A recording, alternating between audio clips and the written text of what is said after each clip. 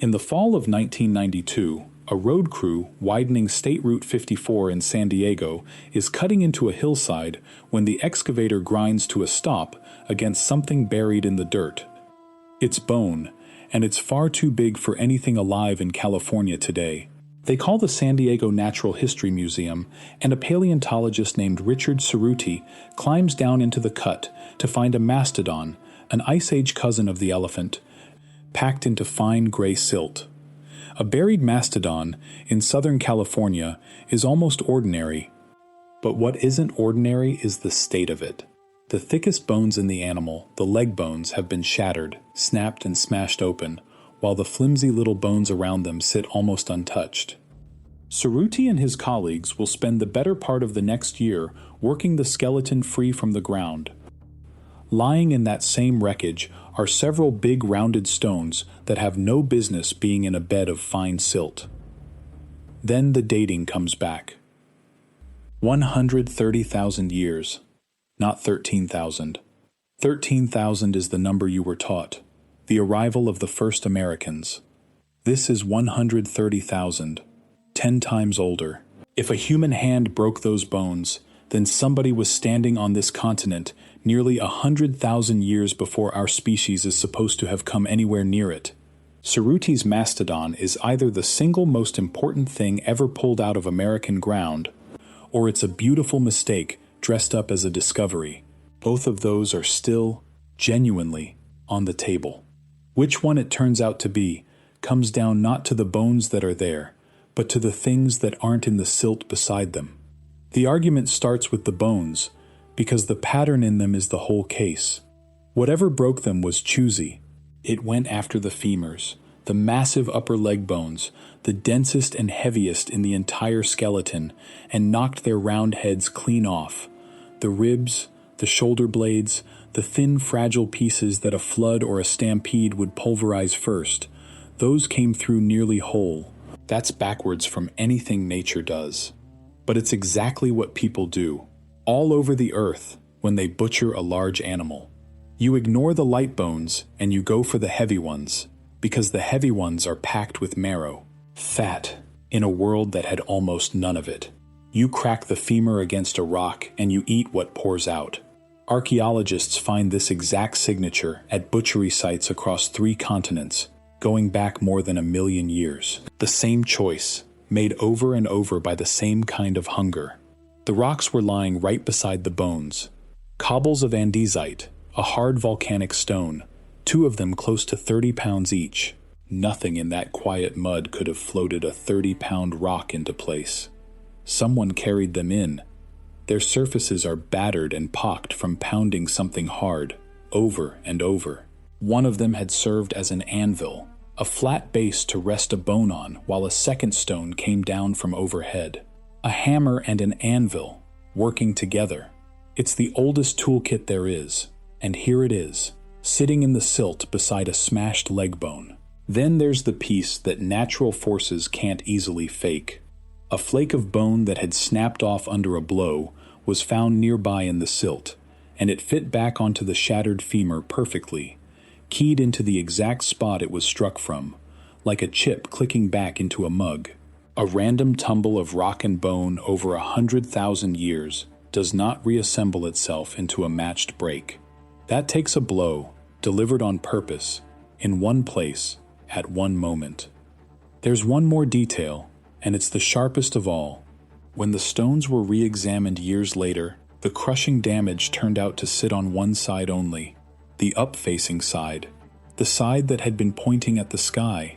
That's precisely the mark you'd leave kneeling over a bone on the ground and bringing a rock down onto it from overhead. Not rolled by a river, which batters a stone on every side. Not crushed by weight, which presses from below as much as from above. Struck from the top, once and then again, by something with hands and a reason. Could nature have staged all of it anyway? A flash flood, a landslide, a herd stampeding through? The ground itself says no, and it says it clearly. Everything was sealed in fine, powder-soft silt, the kind that only settles in still, slow water, 1 grain at a time. A current strong enough to snap a mastodon's femur and shove a boulder into position would have blasted that delicate silt clean away. You can't have both at once. Violent enough to break the bone, gentle enough to leave the powder sitting on top of it.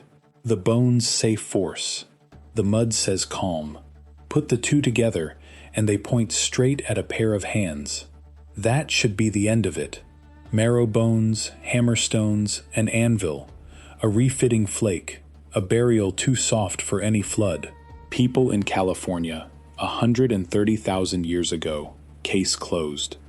It's nowhere near closed. And the reason is the honest heart of this whole thing.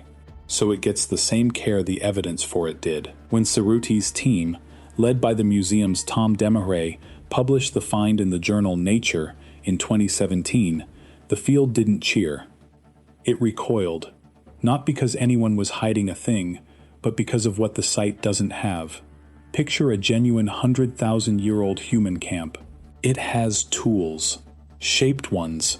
Stone deliberately worked into an edge that can cut. Cerruti has none. Not one. It has hammerstones and an anvil, rocks for smashing, but nothing crafted, nothing that took a skilled hand to make. To a lot of archaeologists, that single absence is fatal, because everywhere else, early humans butchered an animal they left their cutting tools behind, right there in the dirt. Cerruti has a smashing kit and nothing else. It has no cut marks either. Strip meat off a bone with a stone blade and you leave fine parallel scratches. These bones are pounded, never sliced, and there's no trace of the butchers themselves. No skeleton, no tooth, not one scrap of the people who supposedly knelt in this mud. They left the work of their tools and none of their own bodies. In archaeology, that's the whole distance between a case and a ghost story. There's a far less dramatic story on offer, and serious people stand behind it. The bones came out of the ground under an excavator, in the middle of freeway construction, and heavy machines break bones.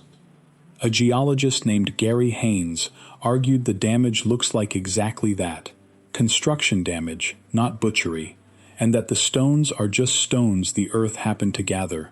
Others went further than Haynes and studied what construction equipment actually does to buried fossils, measuring how a loaded scraper, or grater, dragging overhead, can snap old bone in ways that mimic a deliberate strike. It isn't a lazy objection. It comes from people who spend their whole lives reading broken bone, telling a carnivore's tooth from a river's tumble, from a machine's blade, from a human blow. And then there's the sheer size of what believing Cerruti asks of you. The next oldest site on 2 entire continents that most experts actually accept is around 23,000 years old. Cerruti stands at 130,000. The gap between them is more than 100,000 years of total silence.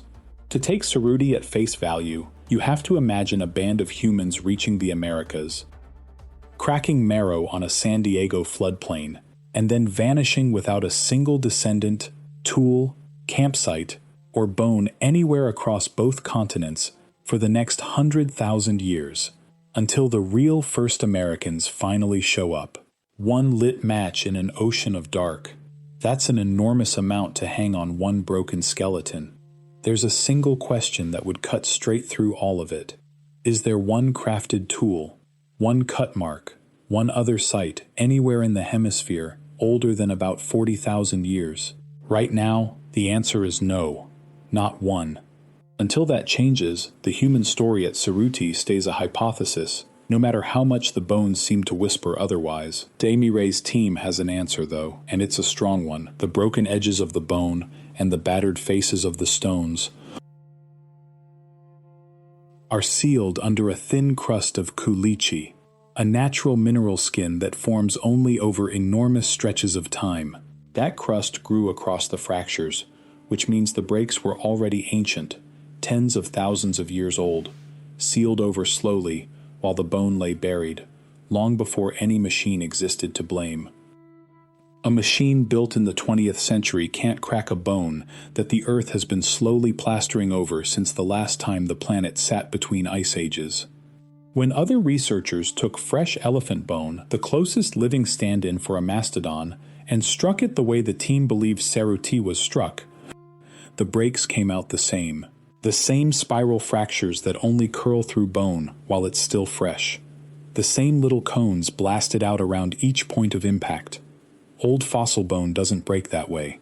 It snaps flat and clean, like a piece of slate. Ceruti breaks like a bone smashed while it was still fresh and full of life. On a single day 130,000 years ago. That's the part the skeptics have never fully answered, and it's why the site refuses to die. Which leaves a real fight. Not a cover-up, not a conspiracy, just careful people staring at the same bones and reaching opposite conclusions. The date holds. The crust says the breaks are ancient, but there are no tools, no cut marks, no bodies, and not one corroborating site anywhere on the planet. Not proven, not dead, a maybe that refuses to go away. Hold on to one question while we keep moving, because it comes back hard at the end. If a hand really did this, whose hand was it? There's a cleaner way to judge Ceruti, and it's to stop staring at Ceruti. Set the 100,000-year outlier down for a few minutes, and ask a plainer question. Forget the anomaly. What does the solid, boring, argued-to-death evidence actually say about when people reach the Americas? Because once you've seen what an airtight ancient site looks like, you can spot in a heartbeat what Ceruti is missing. The solid evidence is more than enough on its own. Without a single contested bone, the tidy textbook answer, one migration around 13,000 years ago, was demolished long before Ceruti ever came up, and the thing that demolished it sits at the far bottom of the world. Monte Verde, a cold peat bog in southern Chile, about as far from the Alaskan land bridge as a human being can physically walk. In the 1970s, an archaeologist named Tom Dillahay started digging there, and the bog handed him what almost no site ever preserves: the soft things. Wooden tent stakes still standing where they'd been driven into the ground. Scraps of hide, knotted cord twisted out of grass, even chewed wads of medicinal seaweed. A living camp, held in mud, 14,500 years old. The reason Monte Verde could hand him string and stakes and hide is a fluke of chemistry. The airless, waterlogged peat starved the bacteria that rot everything else away within a few decades. It wasn't the age that made the site provable. It was the mud. That number doesn't sound explosive until you set it against the rule it broke. The rule said nobody was anywhere in the Americas before roughly 13,000 years ago. Monte Verde is 1,500 years older than that, and it sits at the bottom of South America, which means people had to have entered the continents far earlier still and walked their whole length to get there. For years, the field simply refused to accept it. Monte Verde was attacked, doubted, torn apart date by date.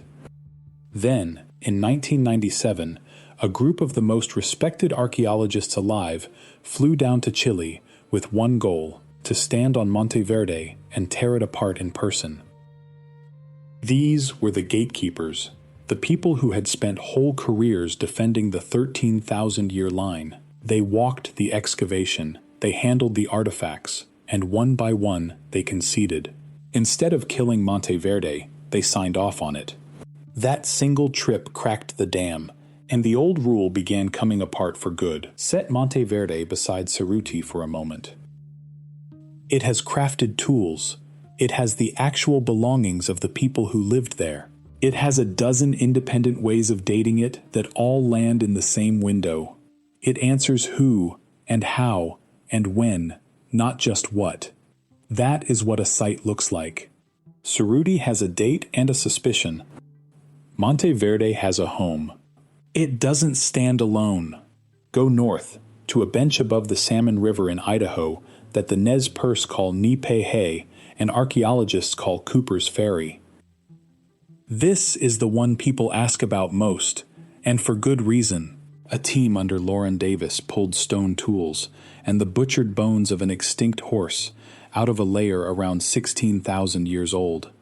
Older than that magic 13,000 line again, and older than the inland route through the ice was even open. The tools are what matter here. They aren't the fluted spear points of the classic American toolkit. They're stemmed points, shaped with a technique that looks startlingly like the Ice Age toolmaking of Japan, an ocean away. Think about that for a second.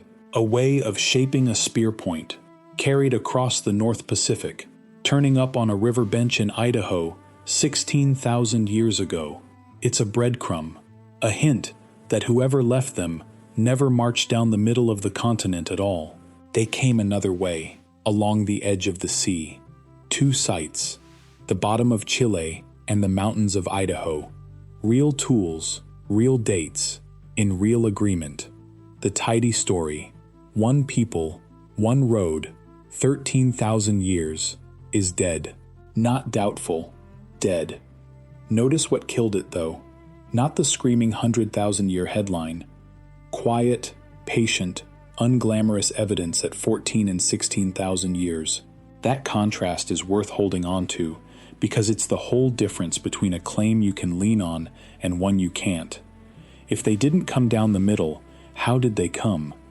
This is where the map from your old textbook falls apart completely. That map shows a narrow gap in the ice, an inland corridor that opened between two vast ice sheets over Canada, with a line of people walking single file down through it into an empty continent.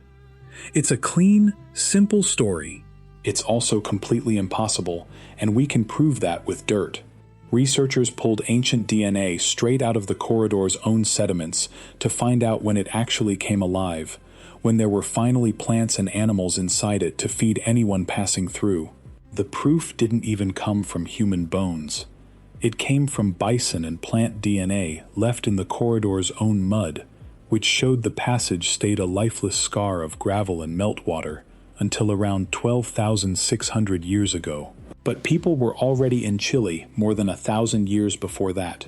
The door everyone pictures them walking through was still frozen shut while they were already inside the house, which leaves the water. The leading idea now is a coastal route, the Kelp Highway. While the inside of the continent was a wall of ice, the outer Pacific shore was alive, an unbroken ribbon of kelp forest, fish, seal, and shellfish running from Asia all the way down the western edge of the Americas. People could move along it, part by boat, part on foot, sliding south fast. It fits Monte Verde's timing. It fits those Japanese-looking points in Idaho. It fits nearly everything, with one cruel problem. When the Ice Age ended, the sea rose and drowned that entire ancient coastline. The best evidence for how the first Americans arrived is now sitting in the cold and the dark, under deep water, far off the modern shore. To reach it, you'd have to excavate the drowned Pacific seafloor, hundreds of feet down.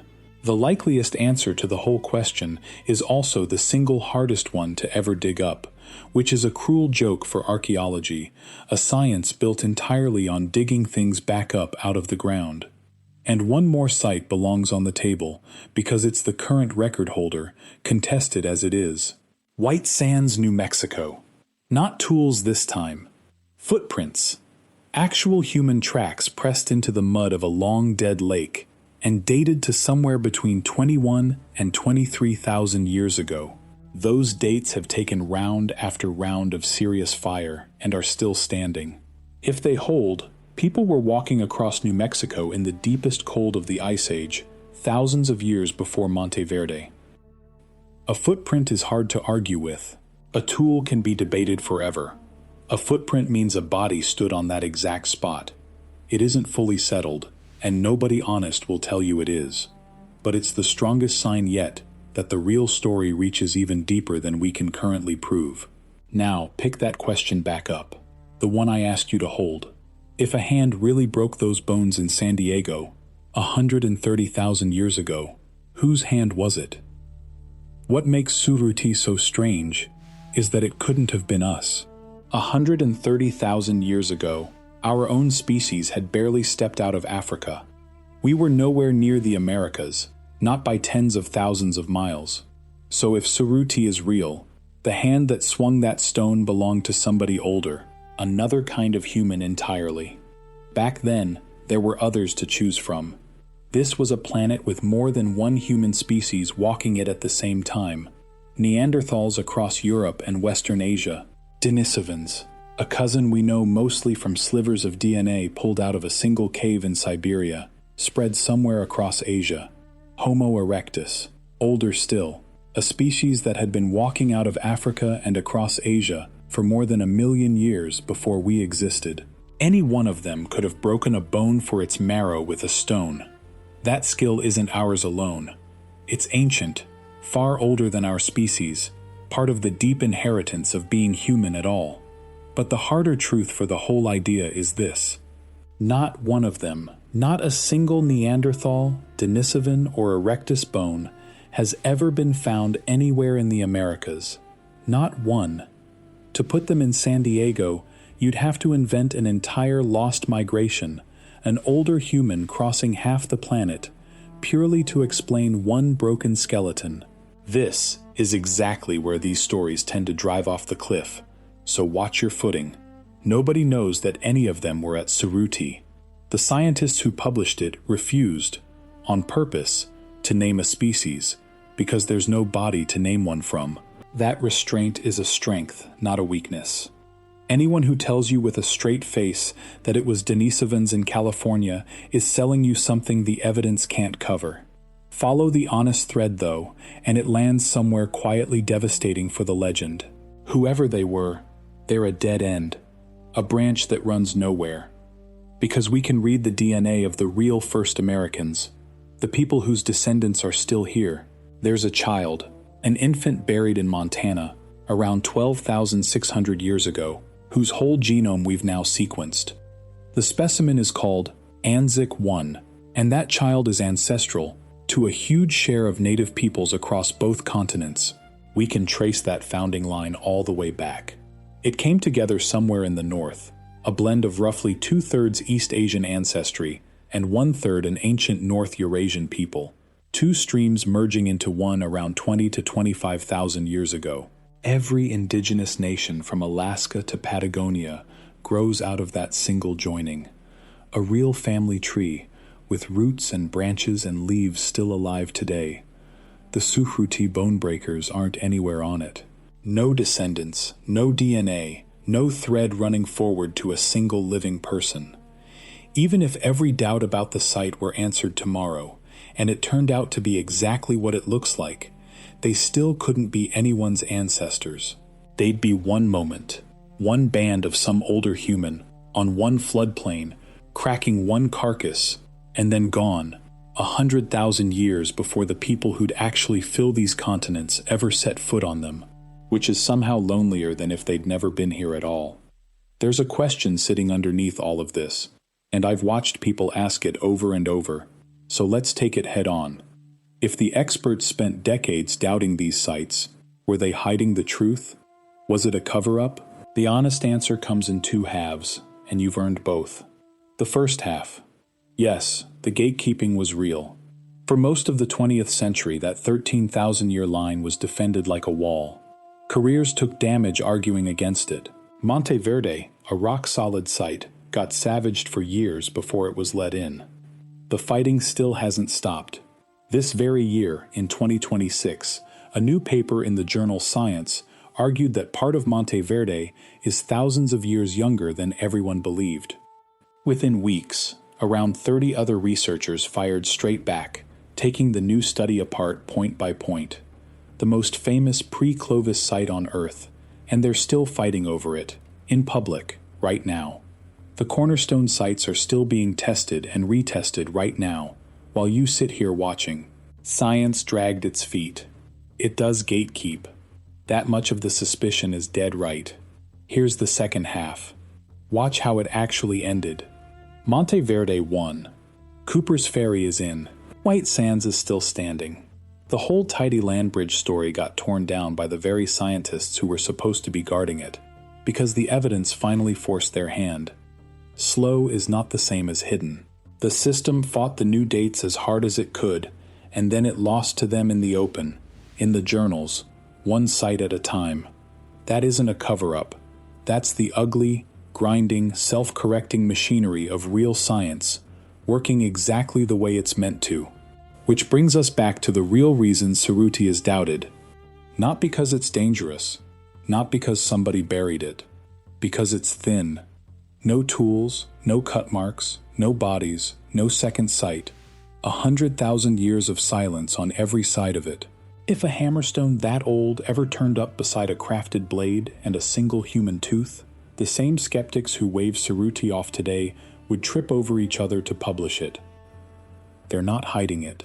They're doing the harder thing, which is waiting, with the bones sitting right there in a drawer at the San Diego Natural History Museum, for the site to grow strong enough to stand up on its own. Go back one last time to that road cut in San Diego, in the fall of 1992.